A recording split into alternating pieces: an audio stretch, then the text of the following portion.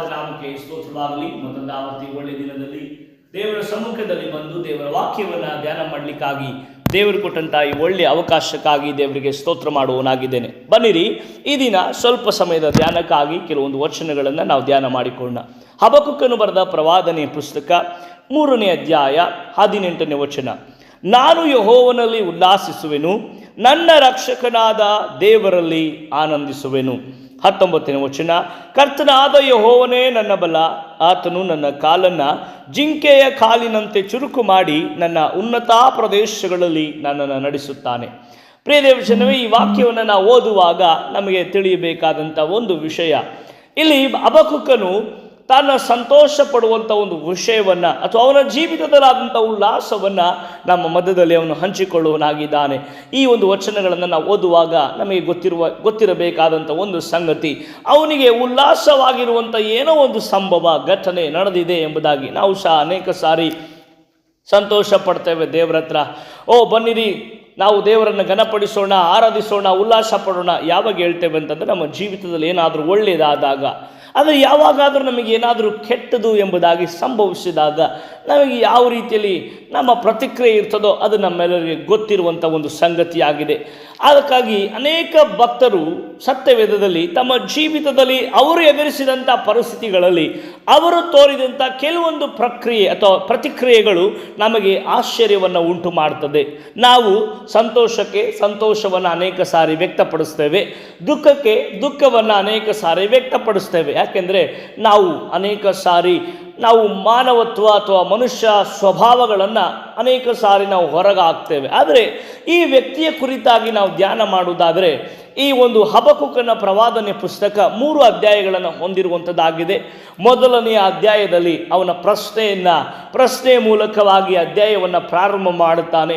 2-3 ಅಧ್ಯಾಯಗಳಲ್ಲಿ ದೇವರ ಉತ್ತರವನ್ನು ನಾವು ಗಮನಿಸ್ತೇವೆ. ಆದರೆ ಕೊನೆಯ ಭಾಗಕ್ಕೆ ಬಂದಂಥ ಸಮಯದಲ್ಲಿ ಅವನಿಗಿರುವಂಥ ಒಂದು ಬಲದ ಕುರಿತಾಗಿ ವಾಕ್ಯ ವರ್ಣಿಸುವಂಥದ್ದಾಗಿದೆ. ಓದಿಕೊಂಡಂಥ ವಚನದಲ್ಲಿ ಹೇಳ್ತಾ ಇದ್ದಾನೆ, ಯೆಹೋವನೇ ನನಗೆ ಉಲ್ಲಾಸ ಎಂಬುದಾಗಿ. ನಾನು ಯೆಹೋವನಲ್ಲಿ ಉಲ್ಲಾಸ ಪಡುತ್ತೇನೆ, ಆ ನನ್ನ ರಕ್ಷಕನಾದ ದೇವರಲ್ಲಿ ನಾನು ಆನಂದಿಸ್ತೇನೆ. ಅಂಥದ್ದು ಏನು ನಡೆದಿರಬಹುದು ಇವತ್ತು? ಅದೊಂದು ಪ್ರಶ್ನೆ ನಮ್ಮ ಮುಂದೆ ಬರ್ತದೆ.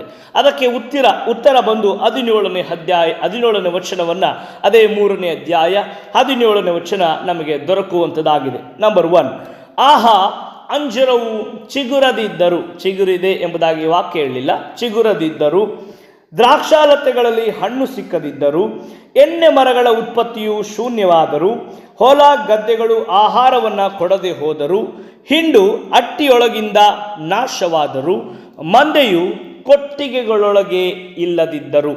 ಈ ಸಂಗತಿಗಳನ್ನು ನಾವು ಓದುವಂತಹ ಸಮಯದಲ್ಲಿ 6 ಸಂಗತಿಗಳನ್ನು ಹಬಕ್ಕೂಕನು ಮಾತಾಡುತ್ತಾ 6 ಸಂಗತಿಗಳಲ್ಲಿ ಶೂನ್ಯವಾದಂಥ ಪ್ರತಿಫಲವನ್ನು ಅವನು ಗಮನಿಸೋನಾಗಿದ್ದಾನೆ. ನಾವು ಅನೇಕ ಸಾರಿ ಆಹಾ ಎನ್ನುವಂಥ ಪದವನ್ನು ಯಾವಾಗ ಯೂಸ್ ಮಾಡ್ತೇವೆ ಅಂತಂದರೆ, ನಮಗೆ ಸಂತೋಷವಾದಾಗ. ನಾವು ಯಾರಾದರೂ ದುಃಖದ ಮನೆಯಲ್ಲಿ ಹೋಗಿ ಸತ್ತಿರುವ ಮನುಷ್ಯನನ್ನು ನೋಡಿ ಆಹಾ ಎಂಬುದಾಗಿ ಹೇಳ್ತೇವಾ? ಇಲ್ಲ, ಅಲ್ಲಿ ಅಯ್ಯೋ ಎಂಬುದಾಗಿ ಹೇಳ್ತೇವೆ. ಹೀಗೆ ಕೆಲವೊಂದು ಪದಗಳ ಬಳಕೆ ಆಯಾ ಸಂದರ್ಭಕ್ಕೆ ತಕ್ಕ ಹಾಗೆ ಇರುವಂಥದ್ದಾಗಿದೆ. ಆದರೆ ಈ ಮನುಷ್ಯನನ್ನು ನಾವು ನೋಡುವಾಗ ನಮ್ಮ ಹಾಗೆ ಸ್ವಾಭಾವಿಕ ಮನುಷ್ಯನಾದಂಥ ಈ ವ್ಯಕ್ತಿ, ಇವನು ತಾನು ಬೆಳೆದಿರುವಂಥ ತೋಟಕ್ಕೆ ಹೋಗುವವನಾಗಿದ್ದಾನೆ. ಅಂಜೂರದ ಒಂದು ತೋಟ, ಅಲ್ಲಿ ಹೋಗಿ ಅಂಜೂರದ ಗಿಡವನ್ನು ಅವನು ನೋಡುತ್ತಾ ಇದ್ದಾನೆ. ಆ ಅಂಜೂರದ ಗಿಡಗಳಲ್ಲಿ ಅವನಿಗೆ ಬೇಕಾದಂಥ ಫಲ ಸಿಗ್ತಾ ಇಲ್ಲ.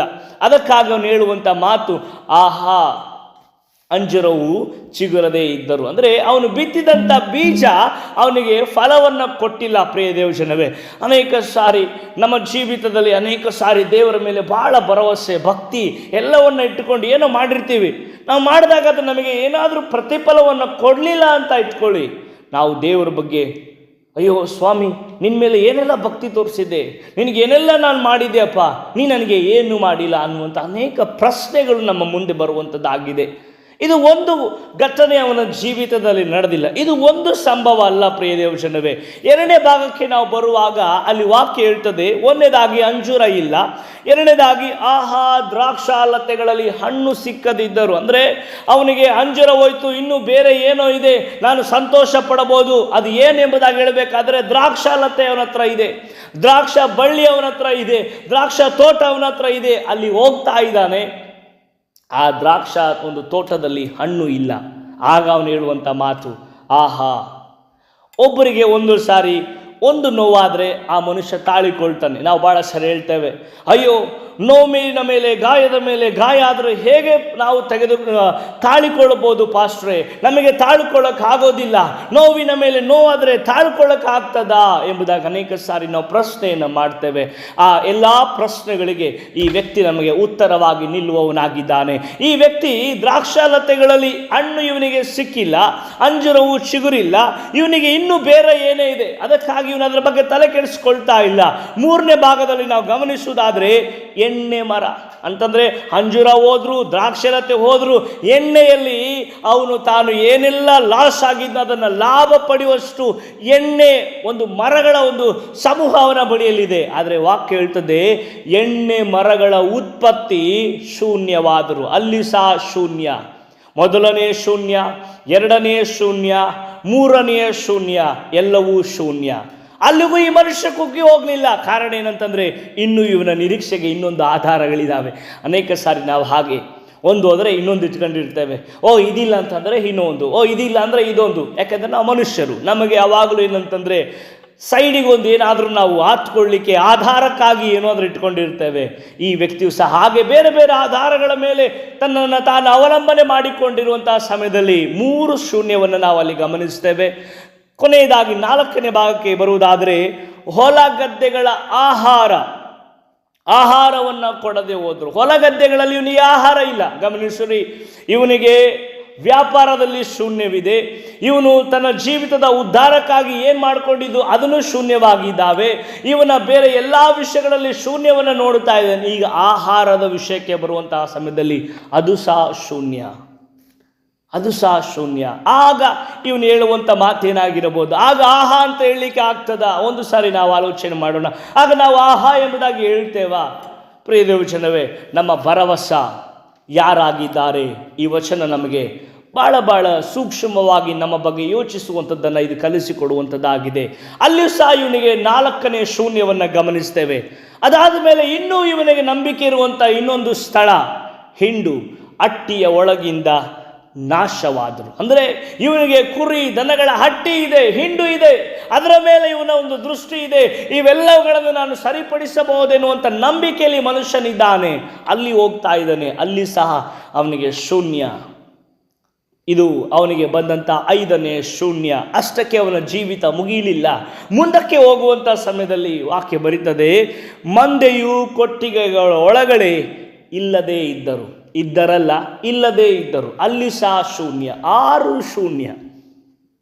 ಒಂದು ಸಾರಿ ನಾವು ಈ ಭಕ್ತನ ಪರಿಸ್ಥಿತಿಯನ್ನು ಆಲೋಚನೆ ಮಾಡುವುದಾದರೆ ನಮಗೆ ಯಾವ ರೀತಿಯಾದಂಥ ಆಲೋಚನೆ ನಮ್ಮೊಳಗಡೆ ಬರ್ತದೆ ಎಂಬುದಾಗಿ ಹೇಳಬೇಕಾದ್ರೆ, ನಾವು ವ್ಯಕ್ತಿಗೆ ಬೈತೇವೆ, ನಿನಗೆ ಸ್ವಲ್ಪ ಆದರೂ ಬುದ್ಧಿ ಇದೆನಾ, ಇನ್ನೂ ದೇವರು ಅಂತೀಯಲ್ಲ, ಸ್ವಲ್ಪ ಆದರೂ ನಿನಗೆ ಗೊತ್ತಾಗಲ್ಲ ಎಂಬುದಾಗಿ ನಾವು ಅವನಿಗೆ ಹೇಳ್ಕೊಡ್ತೇವೆ.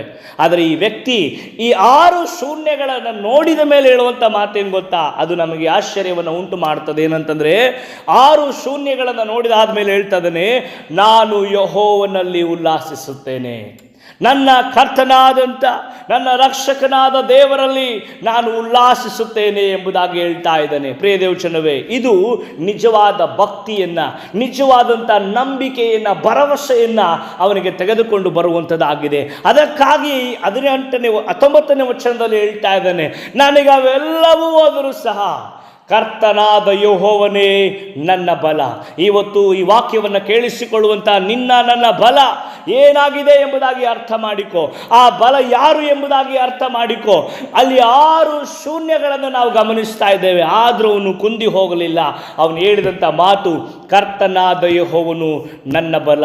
ಇವತ್ತು ಕೂಡ ಕರ್ತನಾದ ಯೆಹೋವನು ನಿಮ್ಮ ಬಲವಾದರೆ ಆತನು ಮೊದಲನೇ ಸ್ಥಾನವನ್ನು ತೆಗೆದುಕೊಳ್ಳುವಾಗ 1 ಶೂನ್ಯ, 2 ಶೂನ್ಯ, 3 ಶೂನ್ಯ, 4 4 ಶೂನ್ಯ, 5 ಶೂನ್ಯ, 6 ಶೂನ್ಯಗಳು ನಿಮ್ಮ ಮುಂದೆ ಬಂದರೂ ಸಹ ನಿಮ್ಮ ಮುಂದೆ ಇರುವಂತ ದೇವರ ಶೂನ್ಯಗಳಿಗೆ ಬೆಲೆಯನ್ನು ತೆಗೆದುಕೊಂಡು ಬರುವವನಾಗಿದ್ದಾನೆ. ಕಾರಣ ನಿನ್ನ ನನ್ನ ಭರವಸೆಗೆ ಆಧಾರನು ದೇವರಾಗಿದ್ದಾನೆ. ಎಲ್ಲವನ್ನ ಕೊಡುವವನು ಆತನಾಗಿದ್ದಾನೆ, ಎಲ್ಲವನ್ನ ತೆಗೆದುಕೊಳ್ಳುವವನು ಸಹ ಆತನಾಗಿದ್ದಾನೆ. ಅದಕ್ಕಾಗಿ ಹಬಕ್ಕೂಕನು ಆ ನಂಬಿಕೆಯಲ್ಲಿರುವಂತ ಕಾರಣ ಅವನು ಹೇಳ್ತಾ ಇದ್ದಾನೆ, ಯೆಹೋವನು ನನ್ನ ಬಲ, ಆತನು ನನ್ನ ಉನ್ನತ ಪ್ರದೇಶಗಳಲ್ಲಿ ನಡೆಸುವನು ಎಂಬುದಾಗಿ. ಈ ವಾಕ್ಯವನ್ನು ಕೇಳಿಸಿಕೊಳ್ಳುವಂತ ಪ್ರಿಯ ಮಗನೇ, ಮಗಳೇ, ಈ ದಿನ ನಾನು ನಿಮಗೆ ಹೇಳುವಂತ ವಿಷಯ, ನಿಮ್ಮ ಜೀವಿತದಲ್ಲಿ ಯಾವುದೆಲ್ಲ ಶೂನ್ಯಗಳನ್ನು ನೀವು ಎದುರಿಸಿರಬಹುದು, ಒಂದು ವೇಳೆ ನೀವು ಎಲ್ಲಾ ವಿಷಯಗಳಲ್ಲಿ ಸೋತೋಗಿರ್ಬೋದು, ಭಯಪಡಬೇಡ, ಚಿಂತೆ ಮಾಡಬೇಡ, ಹೆದರಬೇಡ. ದೇವರ ವಾಕ್ಯ ಹೇಳ್ತದೆ, ನಾನು ನಿಮ್ಮ ಜೀವಿತದಲ್ಲಿ ಬಲವಾಗಿದ್ದೇನೆ. ಆ ಬಲವನ್ನು ಹಿಡಿದುಕೊಳ್ಳ್ರಿ, ಆ ಬಲದ ಮೇಲೆ ಹಾಕಿಕೊಳ್ಳ್ರಿ. ಖಂಡಿತವಾಗಲು ನಿಮ್ಮ ಶೂನ್ಯಕ್ಕೆ ಆ ದೇವರು ಬಲವನ್ನು ತೆಗೆದುಕೊಂಡು ಬರುವವನಾಗಿರುತ್ತಾನೆ. ನೀವು ಸಹ ಒಂದು ದಿನ ಹೇಳ್ತೀರಿ, ನಾನು ಸಹ ದೇವರಲ್ಲಿ ಸಂತೋಷಿಸುತ್ತೇನೆ ಎಂಬುದಾಗಿ ನಾನು ನಂಬುತ್ತೇನೆ. ಈ ವಾಕ್ಯ ನಿಮ್ಮ ಜೀವಿತದಲ್ಲಿ ಕಾರ್ಯ ಮಾಡ್ತದೆ, ನಿಮ್ಮ ಪರಿಸ್ಥಿತಿಗಳನ್ನು ಬದಲಾಯಿಸುತ್ತದೆ. ನಿಮ್ಮ ಜೀವಿತವನ್ನ ಇನ್ನೂ ದೇವರಲ್ಲಿ ಬಲವಾಗಿ ನಿಂತುಕೊಳ್ಳಿಕ್ಕಾಗಿ ಈ ವಾಕ್ಯ ನಿಮಗೆ ಆಧರಿಸುವಂತದ್ದಾಗಿದೆ ಎಂಬುದಾಗಿ ನಂಬುತ್ತಾ ದೇವರು ಈ ವಾಕ್ಯದ ಮೂಲಕವಾಗಿ ನಮ್ಮನ್ನು ಆಶೀರ್ವಾದ ಮಾಡಿ. ಆಮೆನ್.